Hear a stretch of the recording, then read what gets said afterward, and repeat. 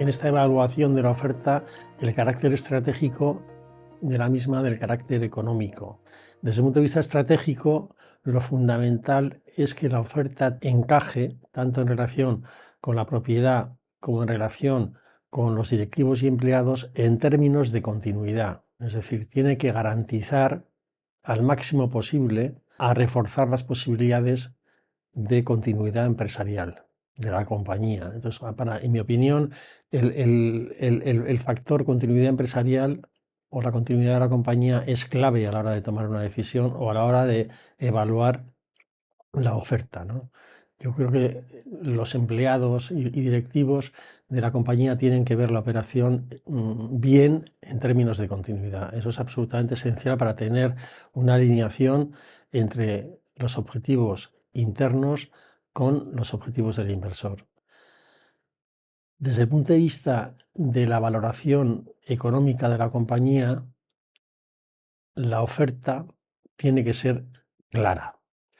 Entonces, para que la oferta sea clara, tienes que educar previamente al cliente sobre los términos en que esta oferta puede llegar. Y es muy diferente cómo va a llegar si esta oferta es emitida por parte de un adquirente industrial, de un inversor industrial que normalmente va a entrar o va a querer entrar con la toma de un 100% de la participación, que si optamos por la venta a un inversor financiero que normalmente va a optar por entrar con entre un 60 y un 80% de participación en función también de lo que les hemos dicho por delante nosotros, ¿no?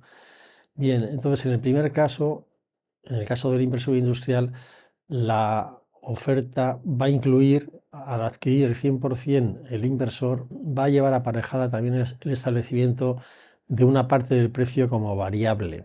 Nadie que compra el 100% va a asumir como ciertas las previsiones que les hemos entregado, sino que va a variabilizar una parte de las mismas. Normalmente aceptaremos como advisors, como asesores, que variabilicen la parte inicial de esas previsiones, por ejemplo, los 2 primeros años, ¿no? En función del plan de negocio que les hemos dado. Entonces, el cliente tiene que saber que va a tener probablemente que aceptar la determinación de una parte del precio como variable, y normalmente eso va a llevar consigo aparejada la necesidad de que el cliente esté durante esos dos años pilotando a la compañía junto con el inversor industrial, porque si se va, si se marcha, vamos a tener la incertidumbre de la calidad de la gestión del inversor industrial, y obviamente esa calidad va a afectar a una parte importante del precio que hemos fijado como variable. Entonces, ¿cuánto se puede admitir o cuánto suele ser la parte de variable del precio que se suele fijar? Pues aproximadamente en torno a un 20%, un 30% del precio es una cantidad aceptable en función, como digo, de los resultados de los siguientes 2 años.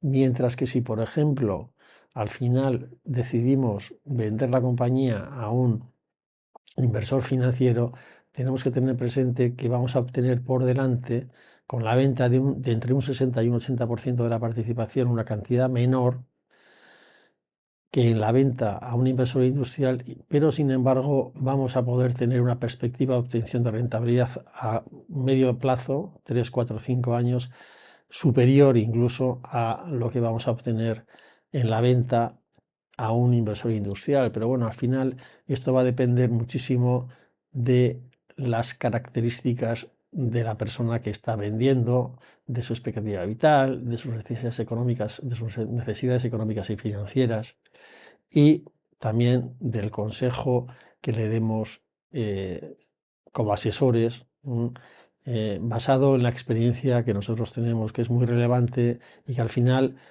pues incluye una casuística muy ancha de supuestos en los cuales hemos intervenido, y el cliente puede confiar. Incluso nosotros, una cuestión que consideramos esencial es que el cliente hable con otros